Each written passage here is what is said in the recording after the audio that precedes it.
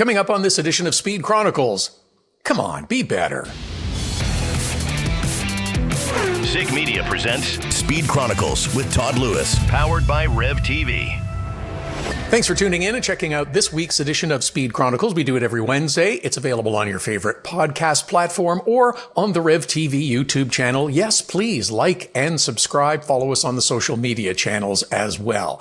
Let's look back, then we'll look ahead a little bit. We'll talk about some of the big stories that are happening around the world of motorsports. Formula One finished their 3 in a row. That's 5 races done now to start the season. That is an exhausting way to go. 2 races, week off, then go 3 in a row. 20% of your schedule is done. So the big fight in this past weekend in Saudi Arabia, it was kind of in the first corner, wasn't it? With Oscar Piastri, Max Verstappen battling who was going to get ahead. Turned out that Verstappen got ahead, but then it was ruled by the stewards that you're going to pay a 5-second penalty for that. I kind of understand the reasoning. I kind of understand the thinking. Is that he drove off course. It's such a tough one, though. Depending on whose perspective you're looking at it for, it's a different one. Do you not drive off course and then crash Piastri out or crash yourself out? It's a difficult decision to make. That's why they get paid all the money. I understand that. But it's almost as if they're in a position not to have it work out for anyone. I thought Piastri was alongside. I thought Max tried to give him as much room as he could, but it's really narrow as you go through that first part of the circuit in Saudi Arabia. So I understand why he was penalized. I don't understand why they couldn't have just said, hey, give the position back. Or if Red Bull had chosen themselves to say, you know what, we'll give the position back and we'll cede the spot. But at that point, too, you're saying, well, we got first position, we qualified on the pole, and we don't want to give it up because we know how hard it is to pass here. Turns out they were right, and there was very little passing. Maybe we need to look at other options, other ways of doing it, other ways to sort through this mess. I know it's very, very difficult because you're in the heat of the moment, and you've only got so much time before you start really messing up people's races. But this was a difficult one. And in the end, it was probably the right decision to have Max Verstappen penalized. Or again, if he had given the position back or had been ordered to give the position back, I would have been okay with that. But it's hard when you're investigating starts and spacing. Maybe they can space the cars out a little bit more. Maybe that's something that we can look at in terms of how they start and how they line up on the starting grid. Give a little more space. Make it a little more difficult for someone in second position to overtake on the first corner, and perhaps opportunity to do it in a safer manner so that if you make the pass, you can get through and you don't involve the stewards and the penalties. Some nice work in this race by Lando Norris to recover from his qualifying crash. Started 10th, battled all the way up back into the points. Really nice job there. A very fine run. Yuki Tsunoda, okay, crashed out. He was a victim, I guess. He's going to get a little extra time in an older car to help acclimate him to the Red Bull car, which is apparently very difficult to drive. Gee, where have I heard that before? Yes, I know. This is something that they should have done with Liam Lawson. Get him as much time in the car as you can. Maybe you wouldn't have had all those problems. And maybe when you chose him because he had a greater upside than Yuki Tsunoda, it would have been the right thing to do. Anyhow, that was then. This is now. They're going to put Tsunoda in the car and get him a little more time before the next race coming up in Miami. I know there are mixed opinions on the Gridwalk that if you watch the Sky Sports coverage that you see with Martin Brundle, some like it, some dislike it. I don't know. It's neither here nor there to me. If you want to do it, fine. I think it's a little painful at times to watch. Although I was kind of laughing my ass off when he approached Flavio Briatore and reminded him who he was and says, "You fired me once." That was really funny. I thought that was a really funny bit for Martin Brundle. But hey, it is what it is. They like it. Many people like it. It becomes a sensation on social media sometimes, and I get it. It was kind of cringeworthy as, you know, he was trying to talk to Usher, but no interviews. You try and prearrange them is the behind the scenes, how that works is if there is going to be a celebrity or someone note on the grid and you want to do something with them, you try to go through their people and coordinate. Hey, here's where we'll be. What time can we make this work? And we'll do it live. Sometimes you just try to crash and get through, and that's looked like what was happening, and he got the wave off. It happens. I don't know. Maybe this is just me, but if I'm the celebrity, quote unquote, at the event and someone is trying to give me publicity, that's probably a good thing. And isn't that why they are there? Because they're trying to generate some attention and publicity? Waving off the TV interview with the full Heisman doesn't seem like the best way to do that. I don't know. It is what it is. I thought it was particularly interesting.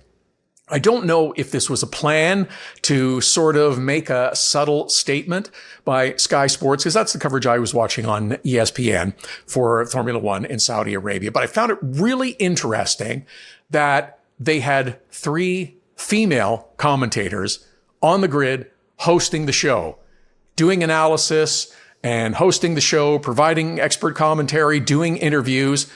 Huge female presence in Saudi Arabia. Again, I don't know if this was strictly because of scheduling, but I found it particularly interesting that they had Jamie Chadwick and Bernie Collins scheduled to work this event as well. And it really struck me that maybe this was a conscious effort, just a little subtle thing that, yes, in a place that is not known for human rights, let alone women's rights, that they would have such a prominent female presence. It's a good thing. I think it's great. It was a holiday weekend, of course, being Easter, and ESPN got a big rating for this race. 1.5 million people. See? There are open wheel racing fans. 1.5 million is a big number for ESPN for Formula One coverage. The time frame worked because it was an early afternoon Eastern time start. That was very good. The other big event, of course, that took place was NASCAR and the return to Rockingham. It's the warm and fuzzy of NASCAR going back to a track with its roots where there is a long history of NASCAR racing. Took a long time for it to happen, had a lot of things had to align, had to get a lot of government money for fix-up and other stuff. But there were full grandstands and, in fact, dubbed a sellout for the Xfinity race on Saturday. Was it a good race? I don't know. It was just sort of there. There were an awful lot of caution flags once again. Here, by the numbers, 14 cautions in a 250-lap race, 83 laps of caution. Too many. This is the one that stuck out for me. Average green flag run, 11.5 laps. That's not good enough. Oh, but it's Rockingham and they haven't raced there and it's great, but it's wonderful history to be back. Okay, I get it. Give them more practice time. Let drivers get more comfortable. And here's the other thing that struck me as almost as soon as the checkered flag flew after the race on Saturday with Xfinity, and we had the overtime and it was rah and disqualification sort of put a damper on it, but that's another story. Immediately it's like, oh well, they went back to Rockingham and we're gone for 20 years, and that means that we should put a cup race there now. No, you don't. You don't need to immediately say, oh, well, we had this great sellout. We went back to Rockingham, a historic track in NASCAR, and we should put a cup race there. No, you don't. For a variety of reasons, you don't need to go back with the Cup Series. For instance, if Xfinity and or trucks are headlining an event and you can get a sold-out crowd, isn't that a good thing to help build up and grow those series and have them more of an attraction? Certainly a bit more of an affordable attraction than the Cup Series. And let's also remember that a sellout was about 20,000 people. 20,000 people is a pretty significant crowd. But as far as big crowds at a Cup race, it's not an enormous crowd. There's lots of other tracks that get way more people than that. The other thing is that this was the issue with NASCAR many years ago, is that they were deemed to be this regional sport of the Southeast and redneck racing and all the rest of it. It's like, we want to grow and change and get away from that. And that's part of the reason that they have moved away from some of these tracks in the Southeast. That's why the Cup Series is not racing at Rockingham. One of the reasons, at least, is you need to grow and expand your fan base. By contracting back into the same area where all the teams are based, that's not helpful in growing that type of series racing. So no, it's not immediately necessary to put a cup race back at Rockingham.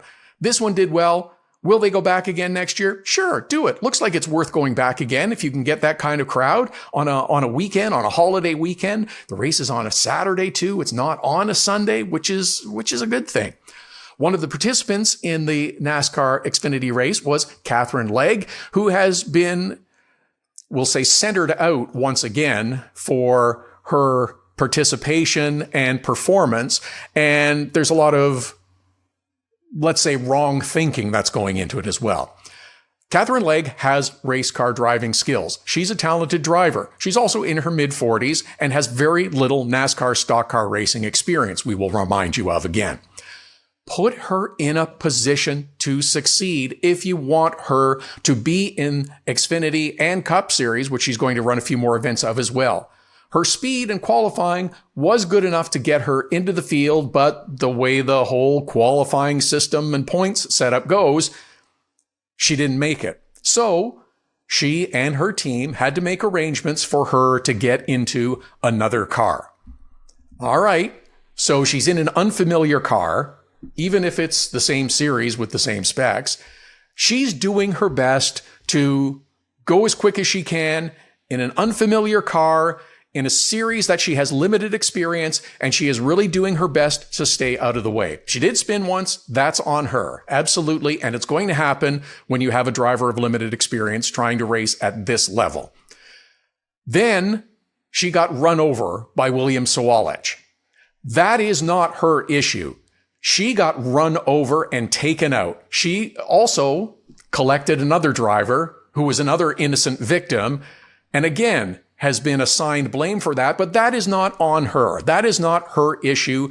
She was collected, driven over, run into, crashed out, however you want to phrase it, and was the collateral damage that collected up Kasey Kahne as well. As you have probably heard, Katherine Legge has endured a horrendous amount of vitriol since her latest running at Rockingham. It is wrong. And it's a bigger statement on how low the base has sunk in terms of people feeling that they can say something derogatory, malicious, brutal, gross, ugly, and then others have no problem piling on top of that. Be better. Be better than that. Understand the circumstances. Don't just shoot your mouth off. I've got no problem with criticizing a driver for their performance. I have done it. I will do it again. I will continue to do it if they are warranted. It's never personal.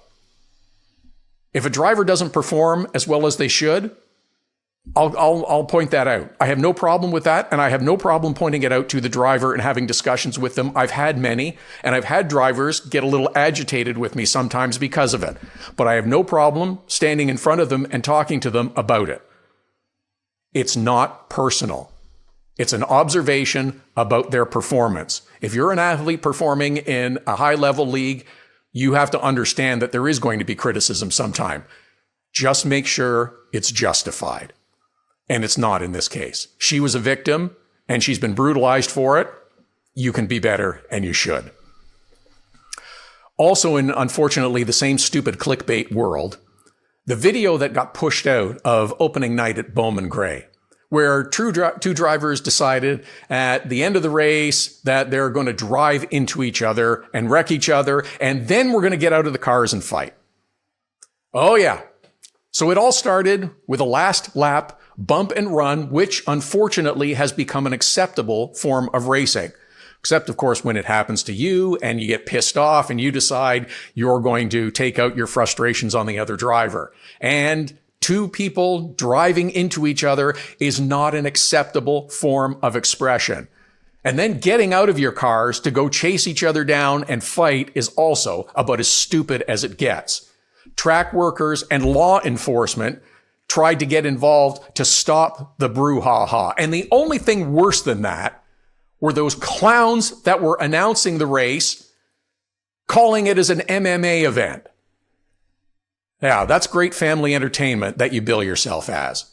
These guys should be suspended indefinitely for this year minimum, never to be seen back at that track again. That is brutal. That's disgusting. And NASCAR pushing it out on their social channels to promote it is nonsense. Glorifying this kind of behavior And you wonder why there's questions about why there's difficulties in the sport. It's disappointing.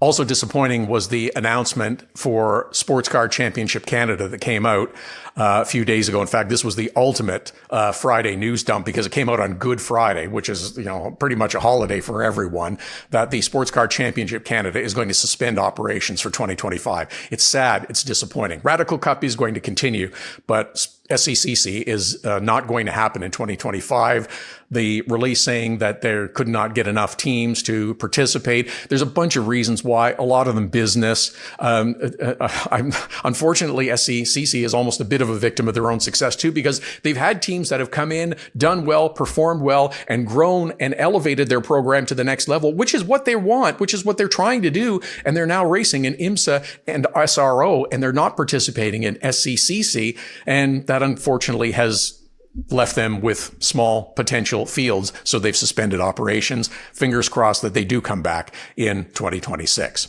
So mentioning SRO, they are racing at COTA this weekend, which is great. Cars are on track at the Indianapolis Motor Speedway. It's practice for the 500, which is about a month away. And people are getting all excited about that. Don't forget, you've got another race before then. I know everybody wants to focus on the 500, but if I'm the promoter or running the event at Barber Motorsport Park, I'm a little ticked off that you're not pushing and promoting my event as well as you should be.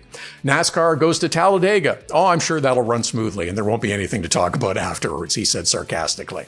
Hope you've enjoyed this edition of Speed Chronicles. Don't forget, like and subscribe where you get your favorite podcasts and also on the Rev TV YouTube channel. Have a great week. Do it again next Wednesday.